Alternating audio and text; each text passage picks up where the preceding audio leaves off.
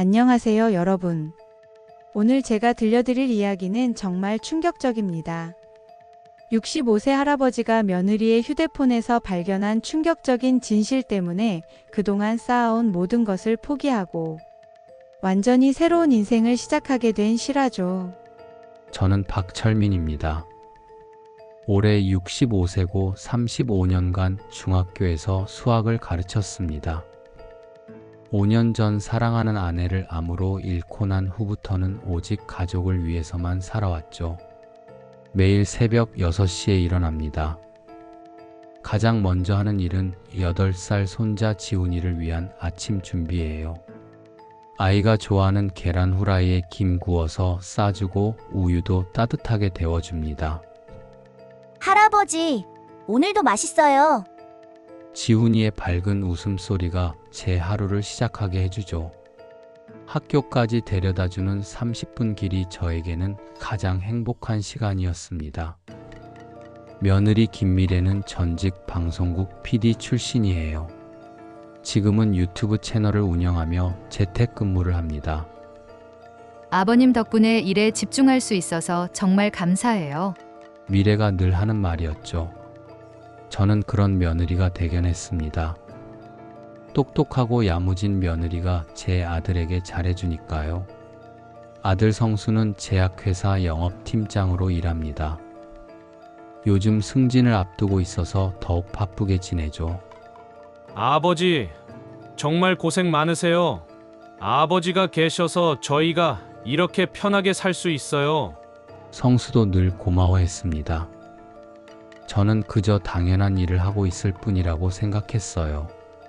그런데 이상한 일들이 종종 있었습니다. 은행에 갈 때마다 직원들이 저를 특별하게 대해주는 거예요. 박철민 선생님, 안녕하세요. VIP실로 안내해 드릴게요. 평범한 퇴직 교사인 저를 왜 이렇게 극진히 모시는지 이해할 수 없었습니다. 미래도 가끔 신기했어요. 아버님, 은행에서 정말 친절하게 해드리네요. 또 하나 이상한 점이 있었죠. 미래가 친구들과 통화할 때 제가 지나가면 갑자기 목소리를 낮추는 거예요. 혹시 제 눈치를 보는 건가 싶어서 일부러 멀리 떨어져 있었습니다. 어느 날 제 방을 정리하다가 오래된 상자를 발견했어요. 젊은 시절 아마추어 사진작가로 활동했을 때 받은 상장들과 작품들이 들어 있었습니다. 미래가 우연히 보게 됐죠. 아버님이 이런 재능이 있으셨다니 전혀 몰랐어요.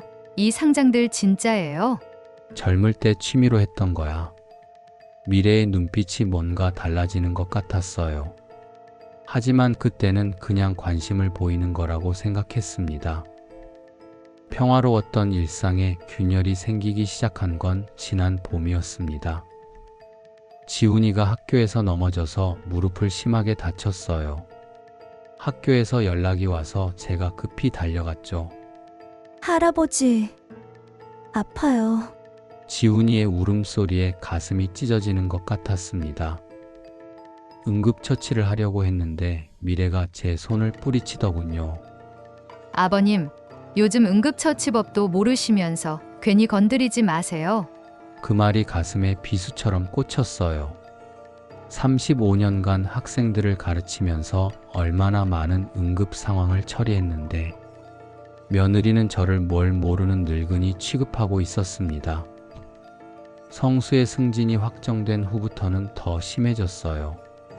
회사 일로 바빠진 성수는 집에 있는 시간이 거의 없었습니다. 자연스럽게 저와 미래가 함께 지내는 시간이 많아졌죠. 그런데 미래의 태도가 점점 변하기 시작했어요. 어느 날 지훈이가 수학 숙제로 고민하고 있길래 도와주려고 했습니다. 지훈아, 할아버지가 수학 가르쳐 줄까? 아버님, 요즘 교육법이 다른데 혼란만 줄 것 같아요. 미래가 차갑게 말했습니다. 35년간 수학을 가르친 제가 손자 하나 제대로 가르칠 수 없다는 거였어요. 집안일에서도 마찬가지였습니다. 제가 청소를 하면 다시 하고 빨래를 하면 다시 합니다. 아버님 방식은 요즘과 달라서요. 점점 제가 집에서 할 수 있는 일이 없어지고 있었어요. 그런데 정말 이상한 일이 있었습니다. 어느 날 은행에서 전화가 왔는데 미래가 받더군요. 네. 박철민 선생님 계좌 문의 건의요. 가족이라서 궁금해서요. 무슨 계좌 문의인지 물어봤지만 미래는 그냥 대출 상담이었다고 대충 넘어갔어요. 하지만 뭔가 석연치 않았습니다. 운명의 그날은 화요일이었습니다. 성수는 부산 출장을 갔고 미래는 중요한 유튜브 촬영이 있다고 했어요. 그런데 지훈이가 갑자기 40도가 넘는 고열이 났습니다. 할아버지, 머리가 너무 아파요. 아이 얼굴이 빨갛게 달아올라 있었어요. 급히 미래에게 연락했습니다. 미래야, 지훈이가 열이 너무 높아.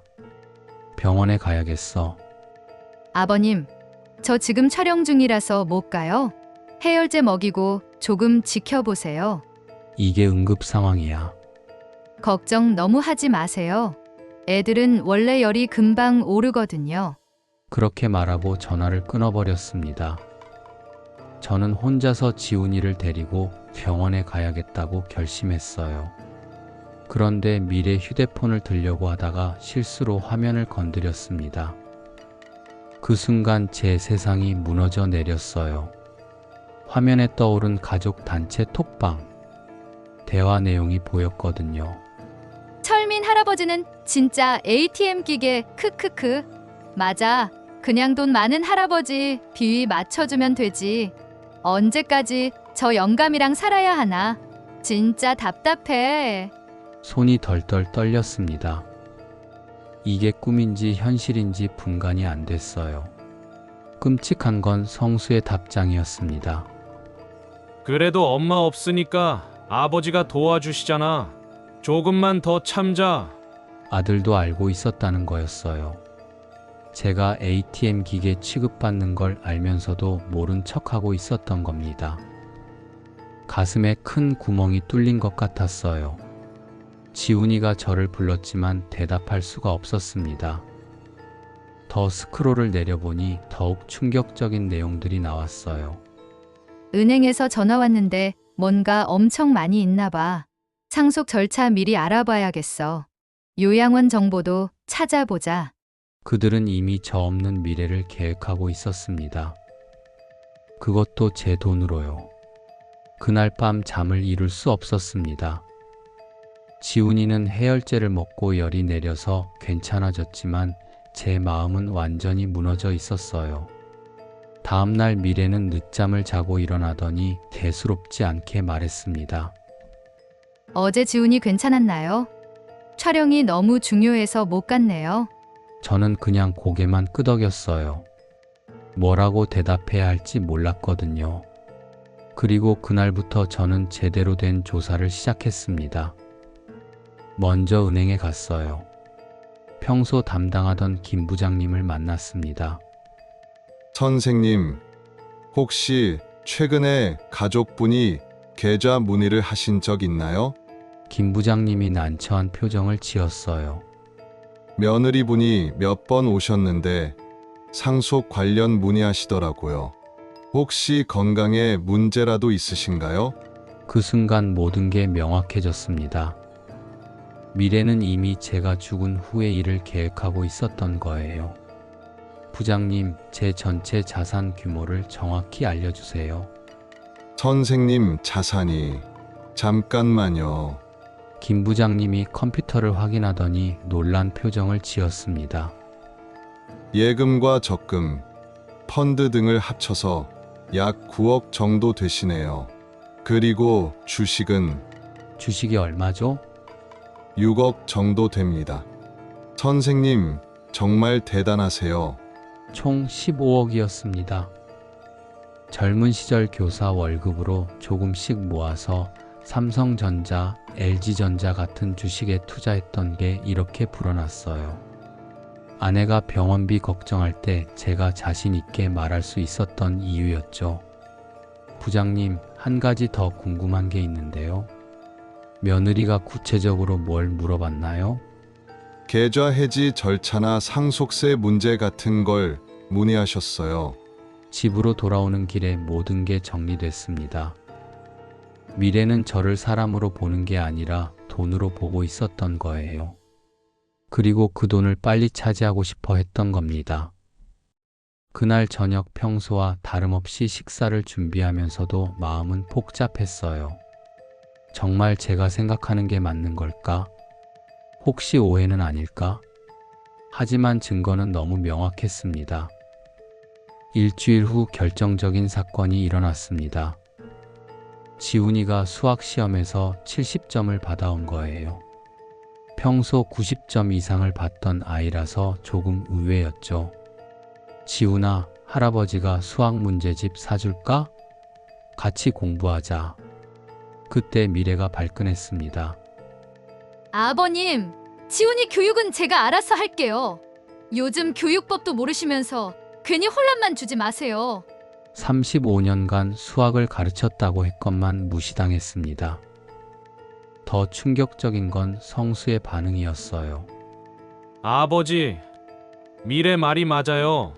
세대 차이가 있으니까 교육은 미래가 알아서 하는 게 좋을 것 같아요. 그 순간 깨달았습니다. 아들도 이미 며느리 편이었다는 걸요. 그날 밤 우연히 미래의 통화를 들었습니다. 베란다에서 친구와 통화하고 있었는데 목소리가 다 들렸어요. 언니, 진짜 시아버지만 없으면 완전 대박인데 그 돈으로 강남에 집도 사고 지훈이 교육도 제대로 시킬 수 있어. 요양원 보내는 방법 알아봐야겠지? 맞아. 치매 초기 증상이라고 하면 되잖아. 충격이었습니다. 저를 요양원에 보낼 계획까지 세우고 있었던 거예요. 더 무서운 건 치매라는 핑계를 대려고 한다는 거였습니다. 다음 날부터 미래의 행동을 자세히 관찰하기 시작했어요. 제가 뭔가 깜빡하거나 실수하면 과장되게 반응했습니다. 아버님, 가스불 끄는 거 깜빡하셨네요. 위험해요. 아버님, 같은 말을 또 하시네요.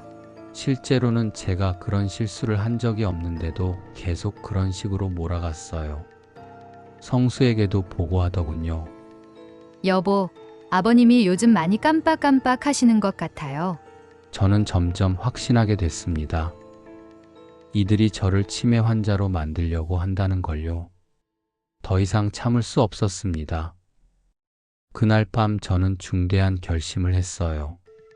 이제 반격할 때가 됐다고요. 다음 날 아침 평소와 똑같이 지훈이 아침을 준비해 줬습니다. 하지만 마음속으로는 이게 마지막 일 수도 있다고 생각했어요. 할아버지, 오늘 계란 후라이 더 맛있는 것 같아요. 그래, 많이 먹어라. 가족들이 모두 나간 후 저는 움직이기 시작했습니다. 먼저 시내 대형 은행으로 갔어요. 평소 거래하던 곳이 아닌 아무도 저를 모르는 곳으로요.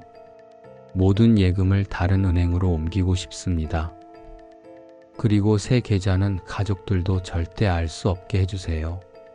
상담사가 놀란 표정을 지었습니다. 혹시 무슨 문제라도 있으신가요? 제 돈을 제가 관리하고 싶을 뿐입니다.